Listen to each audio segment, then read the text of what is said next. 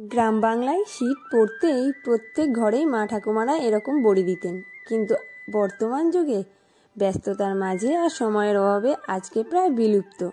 কিন্তু আজকে আমি খুব কম সময়ের মধ্যে এই বড়িটা বানিয়ে আপনাদের সাথে শেয়ার করব, যাতে সময়ের সাথে তাল মিলিয়ে নিজে হাতে তৈরি বড়ি দিয়ে নানান ধরনের রেসিপি বানানো যায়।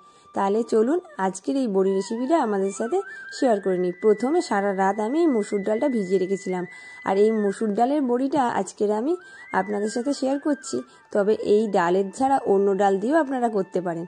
আর মসুর ডালটা সারা রাত ভিজানোর জন্য মসুর ডালটা বেশ নরম হয়ে গেছিলো। আর এবারে আমি এটা মিক্সির জারে জল ঝরিয়ে ভালো করে পেস্ট করে নিচ্ছি।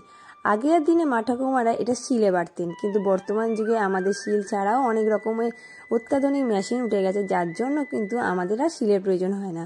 আর এটা শিলে বাটা আর এই মিক্সি জারে বাটার মধ্যে কোনো ফারাক নেই, আর খুব কম সময়ের মধ্যে অনেকগুলো ডাল একসাথে বেটে নেওয়া যায়।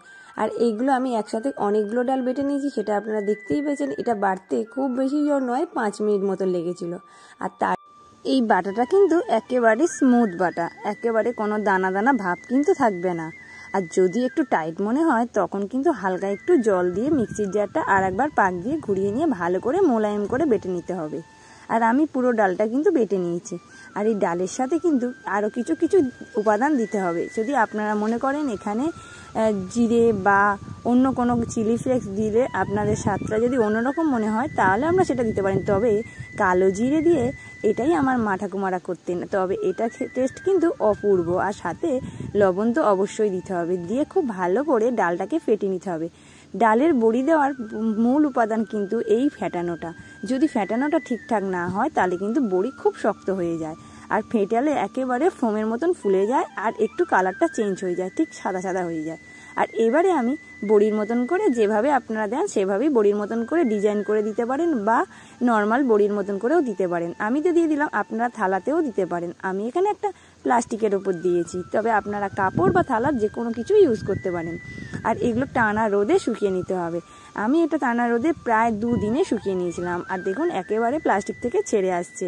আর যেমন দেখতে হয়েছে না, কি বলবো আপনাদের, আপনি দেখেছিলাম দেখুন সাদা, কিন্তু এটা শুকিয়ে গেলে একেবারে লাল হয়ে যাবে। আর এইগুলো এবার আপনারা এয়ারটাইট কন্টেনারে একেবারে বছরের জন্য সংরক্ষণ করে রাখতে পারেন।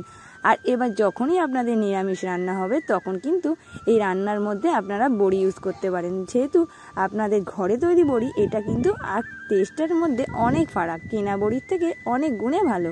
তাহলে আর কি, বাড়িতেই এরকম যখনই সময় পাবেন মাত্র 15 থেকে 20 মিনিটের মধ্যে এরকম বড়ি বানিয়ে নিতে পারেন।